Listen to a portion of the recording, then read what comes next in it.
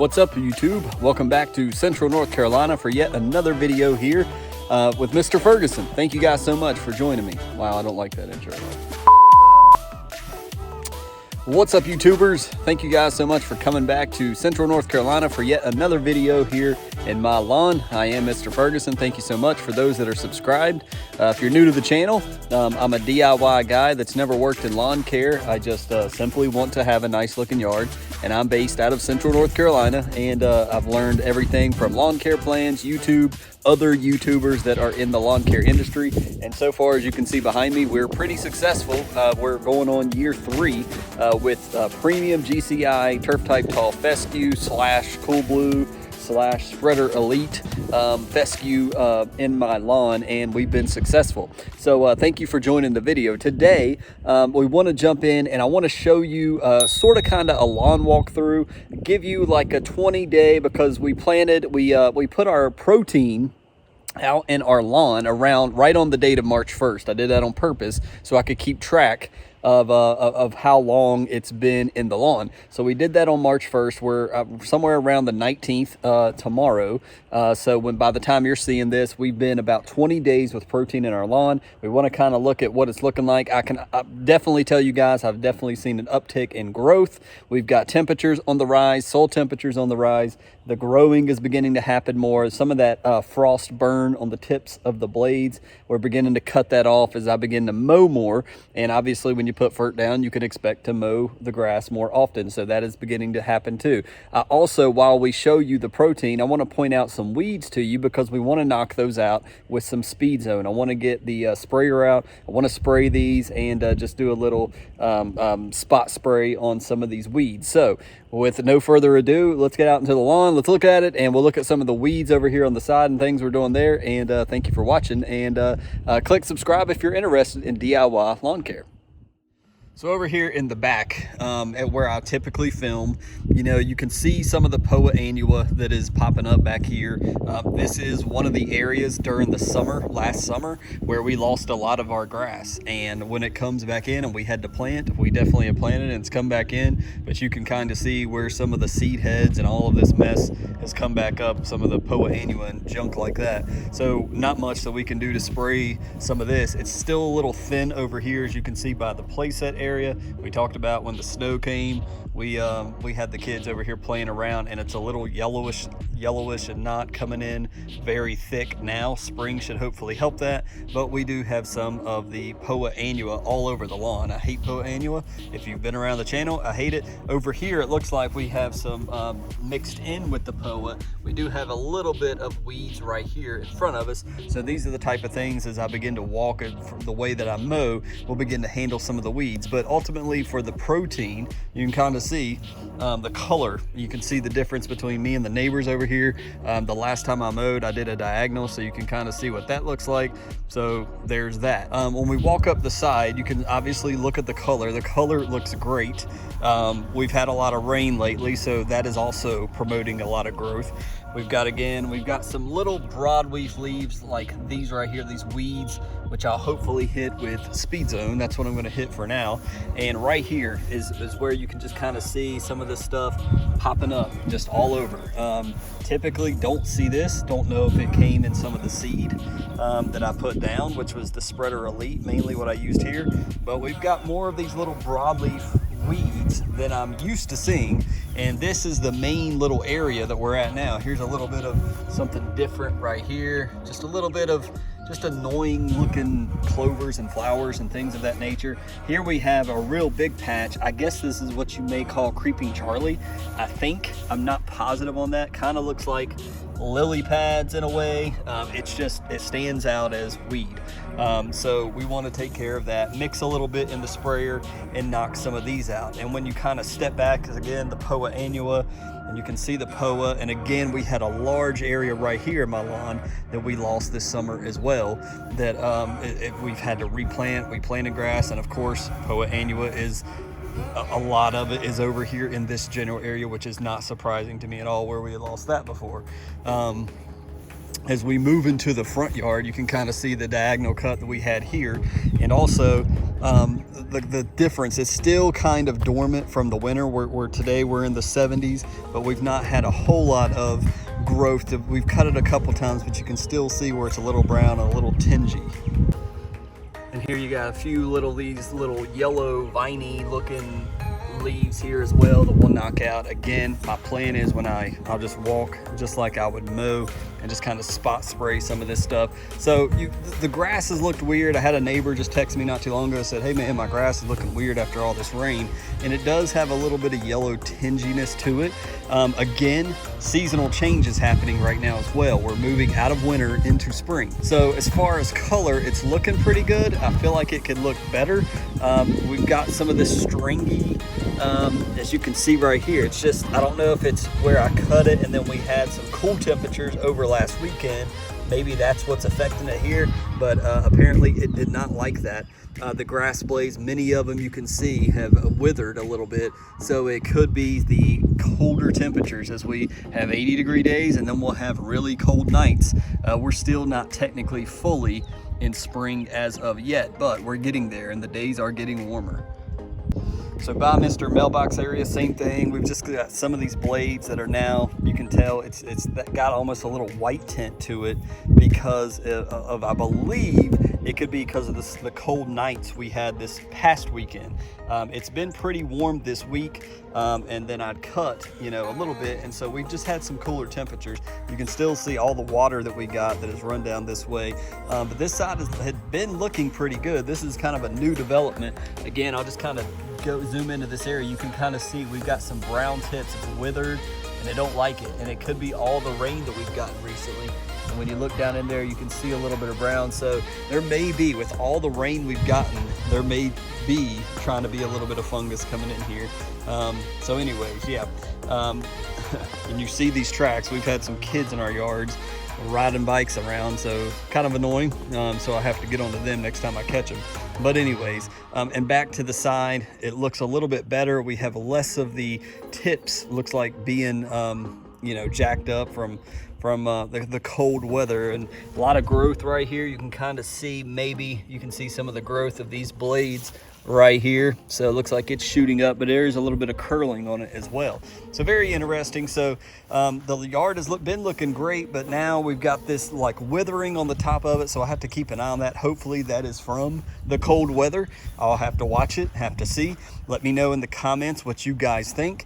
And with that, you can kind of get a general idea of the color. It's looking pretty good. It can definitely be darker, I believe, in my opinion. But remember, Protene is slow release, so it's not going to push it all out at once and all of this deep dark color. So anyways, there we go. That's what the lawn is kind of looking like. We got some broadleaf weaves here and there. So I'm going to go get our sprayer. We're going to go get the Speed Zone. We're just going to kind of mix up a little bit of the Speed Zone according to what it says and just do a little spot spray. So we've got Mr. Strom sprayer here. We're just going to use the trim nozzle and spot spray with our sprayer here. So I need to get some water in there. We set our Speed Zone here. On the back, it is very handy, very quick. As you can see right in the middle, what is it for? Use in homes, rapid effective control of common and troublesome broadleaf weeds. And somebody's trying to call me. And let me end that. And then where to use: Kentucky bluegrass, ryegrass, grass, fescue, Bermuda, zoysia. How much? Very simple, very plain. 1.1 to 1.5 fluid ounces per 1,000 square feet. This container will treat 13,300 to 18,200 square foot of lawn. Refer to complete instructions and then frequently asked questions. Visit their website at, I think it says pbigordon.com. There you go. Sorry about that. I have terrible eyes. So there you go. Right on the back, it just tells you want to use about, and I always go high, 1.5 ounces per 1,000. So if you're going to do, I normally will put in about 3 ounces, do a full gallon, but with this sprayer tip, it can spray release. So I'll do about, probably, I don't know, I might do 2 ounces. And remember, just a little bit of herbicide tips. The pros will recommend you cut your grass first, and then you want to lay down herbicide because you've opened up the plant to be susceptible to the weed killer to kill it. I've mowed a couple days ago. I'm technically should not follow that advice. It may not be as effective. Also, a surfactant to stick to the plant, a herbicide when you're wanting to get onto it, attack the plant and kill it with something like Speed Zone. You would want to use a surfactant in your sprayer. If you not bought a official surfactant bottle that you can add to your sprayer, they say that you can use dish soap and it achieves the same type of goal. So just know that as well. So I'm going to mix up about 2 ounces, I believe, into a gallon of water here in Mr. Sprayer, and we'll go around and we'll just spot spray some weeds.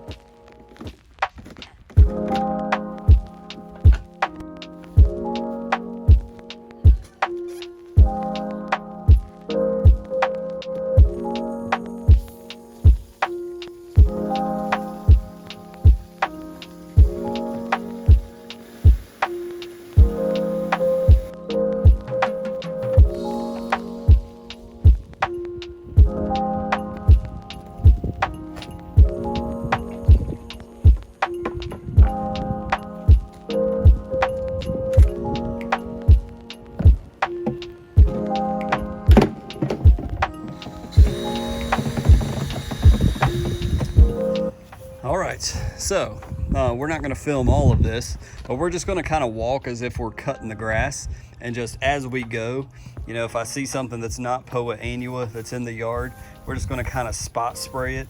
Here we got a bunch of Poa over here near the door, and just kind of move along the grass like I'm mowing. And again, we're not, blanket spray would be if we would just cover the entire yard with herbicide. No need to do that if we're not seeing widespread weeds everywhere. We've got a consistent yard, and we're not seeing anything over here in the front yard, so we're just going to kind of pace it off like this. And as I see weeds, like there may be something in there, I don't think so. Looks like Poa annua. I think I'm coming up on the one spot right here, as you guys can see. We're just gonna, my sprayer is a little wide, a little wider than you want right here. We've got a little something. So as we see it, we're just spraying it, hitting it, not everywhere, but just as we walk. So I'm gonna go about walking around the yard, and as we begin to see weeds, we'll spray them, come to the end to do a turn, and we just kind of, as we walk, we spray them. So as I do the whole yard, we'll hit all the broadleaf weeds on the side, on the front, and then as I normally tell people, most of the time I have too much mix. I'll either go and say, hey neighbor, you want me to hit anything in your ditch? Mr. Kevin has a ditch that he's constantly fighting weeds over there and spraying, and I'll sometimes empty some of it over there. Sometimes I'll go in the back of the woods, and as we begin to get growth and weeds in the back of the woods, I kind of empty the herbicide there. Here's some more right here, little broadleaf weeds. We're just gonna hit that like that. Make sure it gets on there. Remember, you want to wear your gloves. I'm always bad about PPE. Technically, we should get that on the next pass, but I'm going to hit it now. PPE, your gloves. If you're in the wind, you don't want to technically spray in the wind. I'm kind of confused on this area, but I'm just going to hit my mulch area and say I don't want any weeds over here, and kind of hit it broadly. But remember, as I was saying, you want gloves, you want to wear long sleeves. As people have mentioned in the comments, I'm terrible about PPE sometimes. Sometimes like now I've got gloves on. It makes it difficult when you're trying to carry a camera around and spray to hit start and stop and all that, and it's just annoying, but you want to be safe as well. So I'm going to continue on. We'll kind of hit the mulch area again, like I said, broadly. It's kind of windy today, so I'm keeping the sprayer a little bit lower to the ground. I don't want to be, getting it in my eyes, or we've got kids around, so they know not to come into the yard, because we don't want to have them. We don't have any pets. As you guys know, I'm not a pet person. I've just never been a pet person. So we're just going to go around, and I'll finish the rest off camera. So mission complete. There was actually more little spotty weeds around than I thought there were. This is probably the most I've seen with a GCI turf type lawn. Back here, especially near the shed, back in this general area here, I noticed a uptick in weeds back there. And remember, as we've talked about, does seed matter? Is all seed equal? I put Jonathan Green Dense Shade Mix all along the edge of the wood line here, and I've seen more weeds there. It does have a small amount of weed seed in that product. So likely some of that came from me. I sowed the seed and weeds came up from that. Not seen a ton right here because a little bit of this is Dense Shade Mix right here, but it's also GCI Turf Type Tall Fescue. If you're like, what are you talking about? What are you, grass seed? So GCI seed has no weed seed whatsoever. It is a pure 100% grass seed, where Jonathan Green, the Solar Green, and the Dense Shade Mix that I've used in my lawn has a small percentage of weed seeds, which means there's weeds in the bag. So when we sowed that in the fall, we did get a little bit of weed seed, and that likely is why I'm seeing weeds closer to the shed, because it was in that Jonathan Green Dense Shade Mix. So nothing to worry about. We've sprayed it with Speed Zone. So now I'm gonna be spraying. I've filled up my tank with about 1.5 gallons. We're gonna spray it and get the herbicide out of the line and store it over in the shed. Thank you guys for watching. As we spray weeds, we get them out of the lawn as they begin to pop up. It likely won't be the only time we spray weeds. We may need to do it again. We tackle some of the weeds here in my lawn in Central North Carolina. Let me know how you're doing with weed control in your lawn. What products are you using? Are you using Speed Zone? Are you using T-Zone? Are you using Triplet? Are you using Lowe's and Home Depot? Just whatever you can find on the shelf. Let me know what you're using below, what works well for you. Thank you guys for watching this video. Subscribe if you're not, if you're interested in doing so, and we will see you on the next video here in my lawn.